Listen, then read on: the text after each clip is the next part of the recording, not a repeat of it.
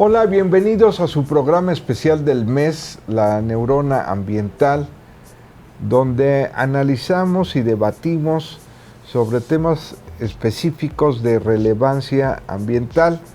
En esta ocasión vamos a hablar de un foro que se acaba de realizar, en el cual participó el biólogo Javier García, que es el coordinador ambiental del Instituto de Ecología y Cambio Climático del municipio de Querétaro. Nos acompaña también Anaí, como siempre. Y el tema central de este foro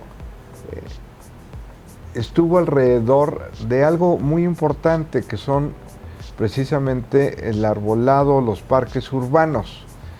¿Por qué hoy estamos hablando más de la cuestión urbana que la semirural o en medios silvestres? Porque es donde existe la mayor problemática, tanto de conservación, protección y aprovechamiento de estos recursos naturales que nos brindan un conjunto de servicios ecosistémicos, como es la captura de dióxido de carbono, la remoción de contaminantes, la infiltración del agua, evitan las inundaciones, nos proporcionan también sombra y, en fin, así como eso, también a las demás especies de fauna les brinda un hábitat y los recursos alimenticios. Por eso es importante, y como cada año nos concentramos más y más personas en las ciudades, entonces la problemática está circunscrita precisamente en este contexto urbano, y de ahí entonces la relevancia de este foro en el cual participó el maestro Javier García. Y ahorita le vamos a preguntar desde su punto de vista cuál es la importancia que le vio a este foro. Javier, gracias por acompañarnos, por atender esta invitación, estar aquí con nosotros en La Neurona Ambiental. Bueno, mira, te voy a platicar un poquito de lo que fue el evento. Este es el tercer foro para América Latina y el Caribe de bosques urbanos, que se organizó aquí del 18 al 21 de octubre en la ciudad de Guadalajara, Jalisco. Este foro fue organizado por la FAO, la Agencia para la Alimentación, fue organizado también con participación de la CONAFOR, del Grupo Reforestemos México, que es una ONG, y también de la Agencia de Bosques Urbanos, que es una agencia que está establecida para estos fines, además del Ayuntamiento de Guadalajara y el ITESO, que fue la sede del evento, ¿no? Entonces, este evento trajo a exponentes de toda Latinoamérica y mostró mucho de los avances de lo que, bueno, que ya se conoce de la importancia del bosque, pero aplicado a la ciudad. Le voy a mencionar en las siguientes láminas un poco las cuatro temáticas principales que se vieron en este foro, y ahorita platicamos de algunos ejemplos particulares. La temática número 1, que como lo vemos aquí en la lámina, tiene que ver con empleos, economía verde y emprendimiento. Esto es que la planificación, el diseño y la gestión de los bosques urbanos y los espacios verdes pueden ser un motor de crecimiento económico para las ciudades. Aquí se mostró la importancia del capital natural, que puede crear lo que le llaman empleos verdes, promover el turismo, aumentar el valor de los bienes inmuebles y en general contribuir al desarrollo sostenible. La segunda temática es la reducción del riesgo de desastres y resiliencia climática. Los bosques y espacios naturales urbanos y periurbanos juegan un papel importante en la reducción de desastres y a la adaptación al cambio climático. Aquí se vio cómo la gestión de estos bosques y árboles urbanos pueden ayudar a disminuir las sequías, las inundaciones, incendios, deslizamiento de tierra, así como el efecto de la isla de calor, que es algo muy importante mencionar. El tema 3 de lo que se vio en este foro fue la salud y el bienestar físico y mental, que habla que la disponibilidad y calidad de los espacios verdes urbanos tiene un papel importante en la salud y el bienestar de los habitantes de las ciudades, y que los espacios generan beneficios tanto de salud física como mental, haciendo las ciudades más saludables y felices. Es interesante este término, ¿no? La presentación, obviamente, tienen también que ver con algunas cuestiones como la emisión de alérgenos o algunos COP, que puede ser también propiciado por los árboles, y las plagas, ¿no? No solamente hay algunos aspectos positivos, sino también algunos otros aspectos que se manejaron. Y finalmente, la seguridad alimentaria, teniendo a ver que hay algunos conceptos de agrosilvicultura urbana, agricultura urbana y jardines polinizadores, y que pueden contribuir de esta manera a la seguridad alimentaria de los habitantes de la ciudad. Entonces, regresando, estas como que fueron las temáticas generales de este foro. Ok, si me permites preguntarte algo que me llama la atención y más basado a lo mejor en la primera temática que corresponde al emprendimiento, justamente el gran interés que ha surgido a partir de pues muchas pequeñas empresas o jóvenes que incluso en un futuro quieren incursionar en este tipo de temas porque ya es una necesidad. En el foro de casualidad abordaron como posibles retos o de qué manera se puede hacer un tipo de filtración respecto a los futuros emprendimientos, porque por ejemplo me pongo a pensar en algunas compañías de unicel que están como coloreados de un tipo de pigmento que lo maneja y lo vende como que es de fácil degradación, cuando en realidad solamente está pigmentado, y dado que pues hay un incremento en el interés de la población por querer reducir su impacto ambiental y estas cuestiones, que a lo mejor se pueda ver engañado por la publicidad o algo similar. ¿Se abordó de alguna manera como alguna perspectiva o alguna, no sé, un conversatorio como para esto tratarlo de manera importante en los futuros emprendimientos? Mira, no de manera tan directa, pero algo interesante que se manejó ahí, lo que le llamaban empleos verdes, era precisamente cambiar estas ideas que se tienen a veces mal concebidas de que todo lo que se maneja como verde es adecuado. No iba tanto enfocado hacia eso, sino que empleos verdes que manejan la posibilidad de dar a conocer productos, por ejemplo, naturales en espacios como parques, ¿no? O incluso hasta guías, visitas guiadas y demás.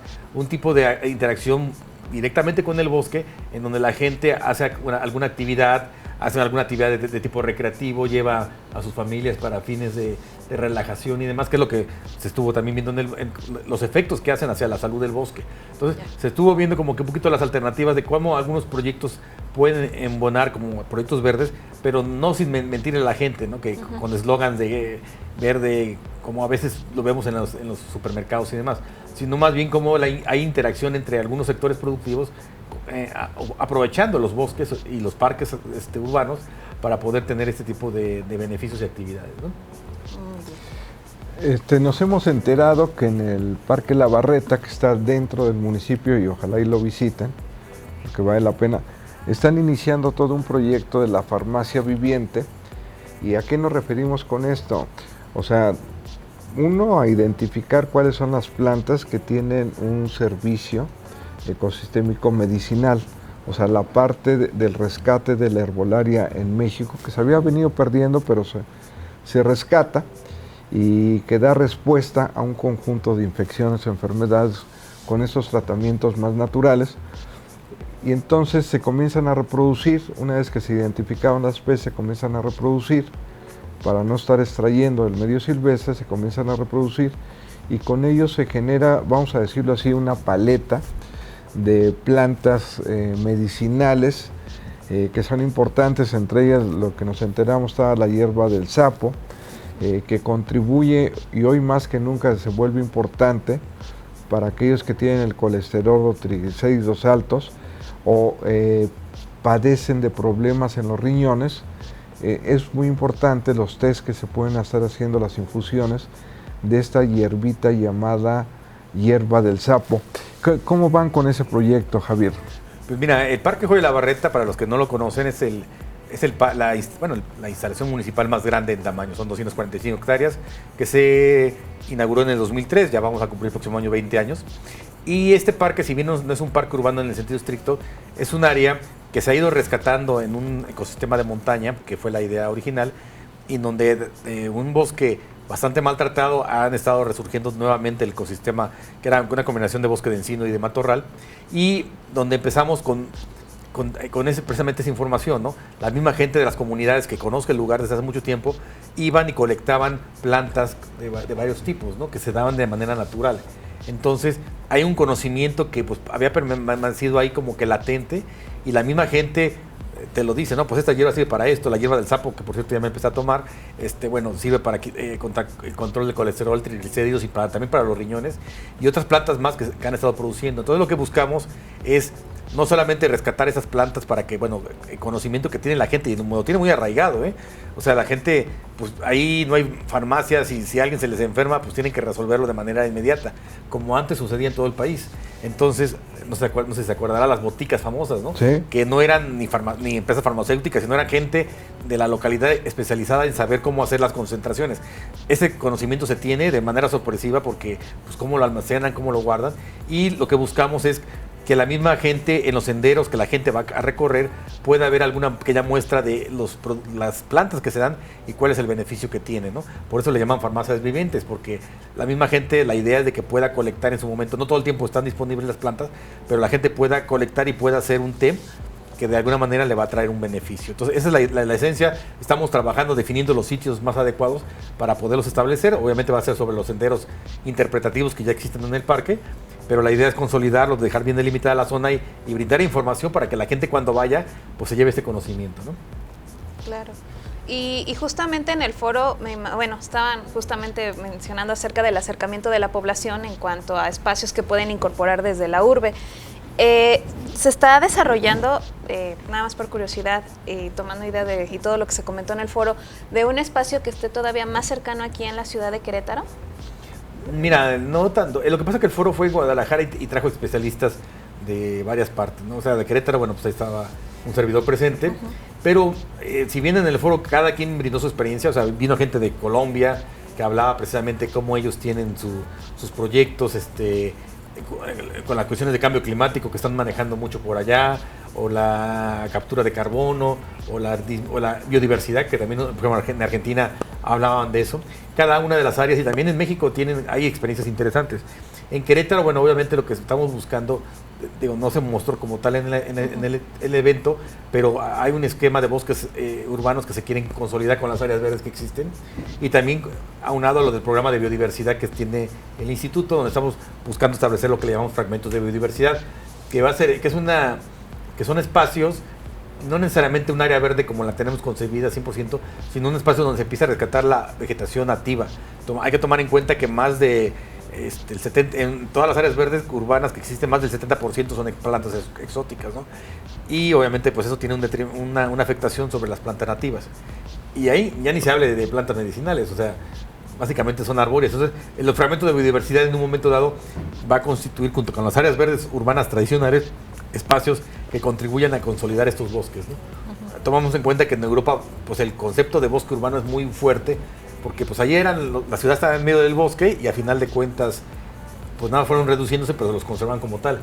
Aquí desafortunadamente casi todas las áreas verdes nuevas son a partir de cero, ¿no? Entonces la idea es, bueno, tratar de rescatar y tratar de repetir un poquito el manejo de los ecosistemas como la teníamos originalmente, ¿no? Porque Querétaro, antes de ser una ciudad como la conocemos, era un valle principalmente con bosque espinoso. ¿Cuál es el bosque espinoso? Bueno, mezquites, entre otras, como planta dominante, huizaches y otro tipo de plantas, había matorrales, había selvas bajas, y bueno, en algún momento dado, pues yo creo que tendremos que empezar a transitar hacia eso, para que todas esas áreas verdes o espacios que se tienen puedan consolidarse, ¿no? Entonces, esa es una política que tiene de alguna manera el municipio de Querétaro, lo ha estado trabajando en muchos proyectos que se tienen, tanto la Secretaría de nosotros de Desarrollo Sostenible como la Secretaría de Servicios Municipales están buscando consolidar, y bueno, y también el FIGMA están buscando considerar todas esas áreas, ¿no? Y que incluso ese tipo de paisaje los vemos en nuestro día a día. No sé si vamos hacia un trayecto rumbo a Santa Rosa Jáuregui, o sea, está justo este tipo de ecosistemas que es el que nos relatas que se están tratando de recuperar en la ciudad, ¿no? Y conservar, porque si bien antes, como bien lo mencionaba, eran ecosistemas que estaban en las afueras, pues la ciudad los terminó absorbiendo, ¿no? Y obviamente ya tienen una dinámica distinta, porque bueno, ya no hay una continuidad con el ecosistemas grandes que están en la rodeadera de la ciudad. Pero el bosque urbano tiene una importancia trascendental, que de hecho va a ser la tendencia a futuro, porque cada vez la población se concentra más en ciudades, ¿no? Entonces tenemos que consolidar esos bosques, pero no solamente es áreas plantar por plantar, sino tiene que tener ya una lógica establecida con todos esos nuevos conceptos, ¿no?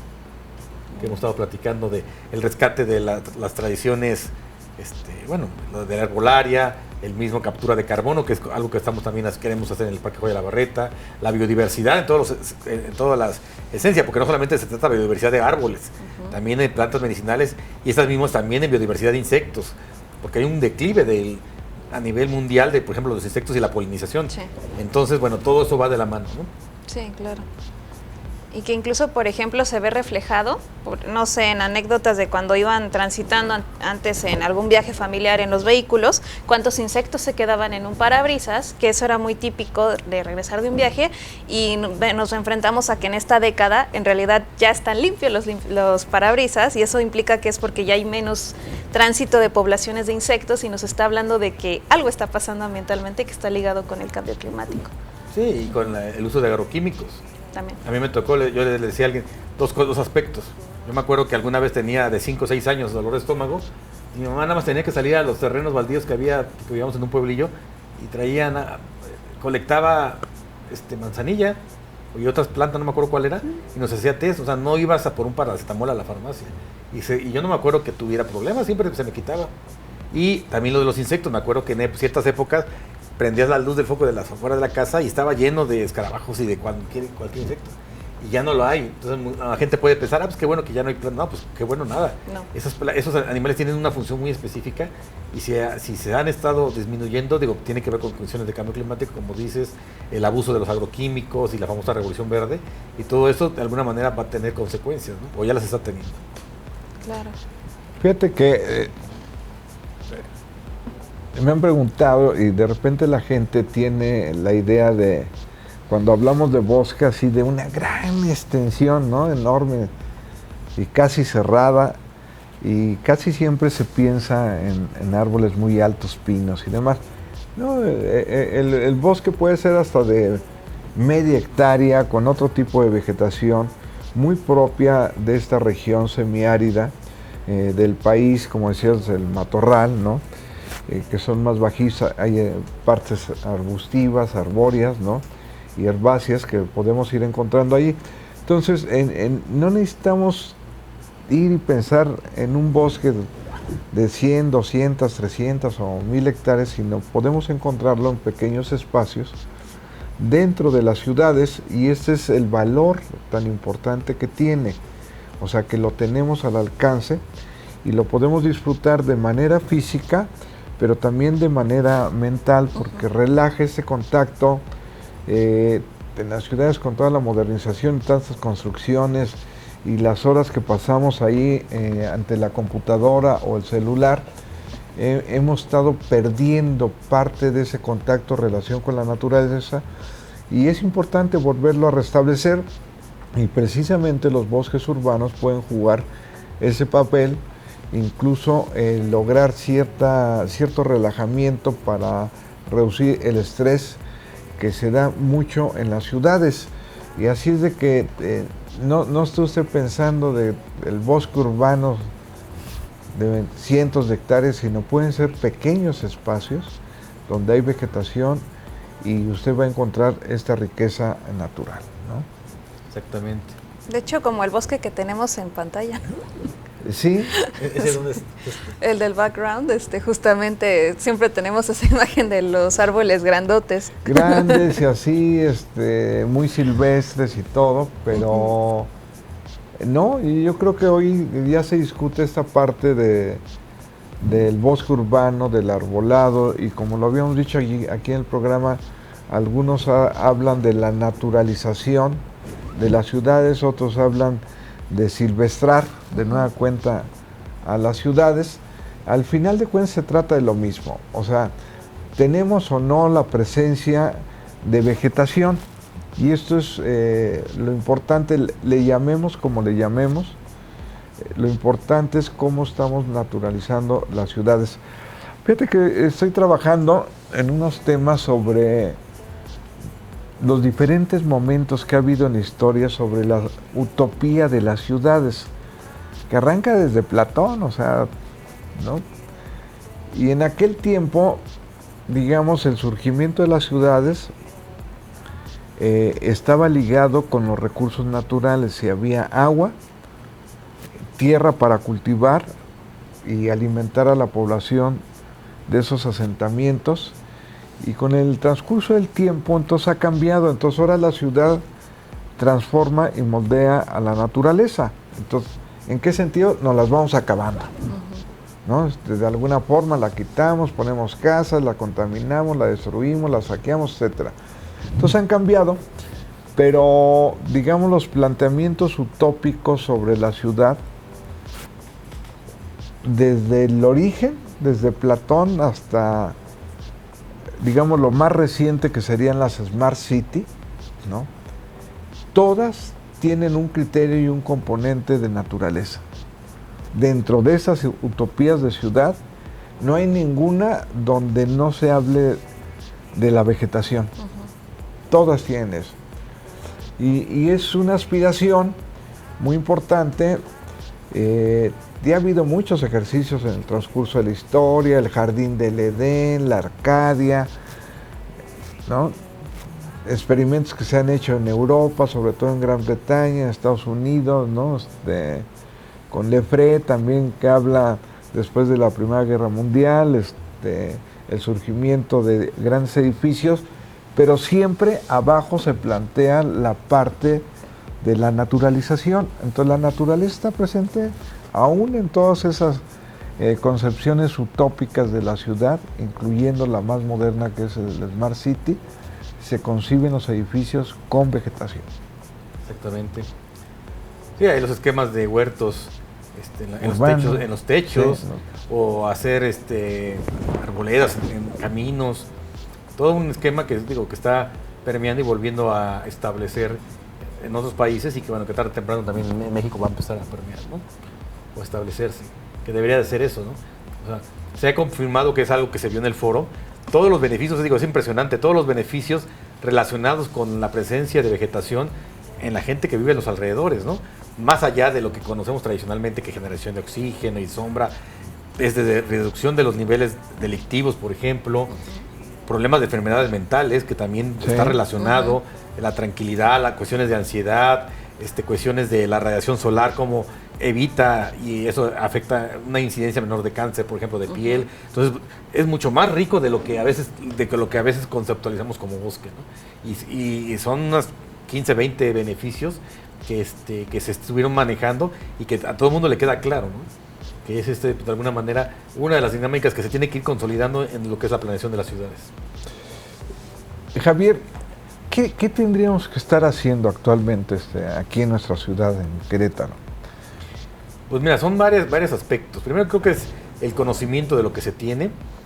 De hecho, el instituto ha estado trabajando un poquito para ver qué es lo que hay, porque se han hecho algunos ejercicios, pero no del todo completos, para ver en qué estatus se encuentra la cuestión de la naturaleza, por así decirlo, y las áreas verdes y espacios y el arbolado de la ciudad. Y después, por eso, establecer una política pública clara, ¿no?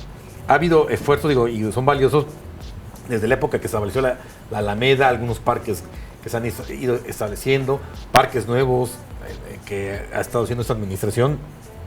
Y obviamente está bien que se establezcan los parques, pero también tiene que haber un cambio un poquito de política, porque en un momento dado, y no se trata de satanizar a las especies exóticas, pero en una época, pues lo fundamental era, vamos a plantar, por ejemplo, eucaliptos. Que el eucalipto tiene su valor, pero bueno, obviamente se abusó un poquito de esto, y después sucedió que pues ya te empezaba a generar problemas, ¿no? Y luego llegaron los ficus, que también es una planta muy común aquí en la ciudad. Entonces, más que eliminarlas como tal, se tiene que ir viendo en un plan de sustitución gradual, en donde demos prioridad también al rescate de las especies nativas.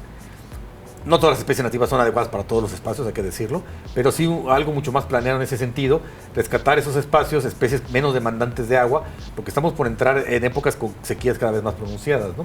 Entonces, es esto, que la planeación tenga un poquito más este enfoque de rescate de las especies, buscar la polinización, incrementar con árboles, con flores, porque bueno, a veces nos olvidamos que no solamente son árboles, también son flores, e insectos, también conocer un poquito la dinámica y tratar de ser lo más equitativo en toda la parte de la mancha urbana. Sí, tener más áreas verdes, tener más bosque, pero que también sea un poquito más planificado el asunto. Pues te agradecemos que nos hayas acompañado. Gracias.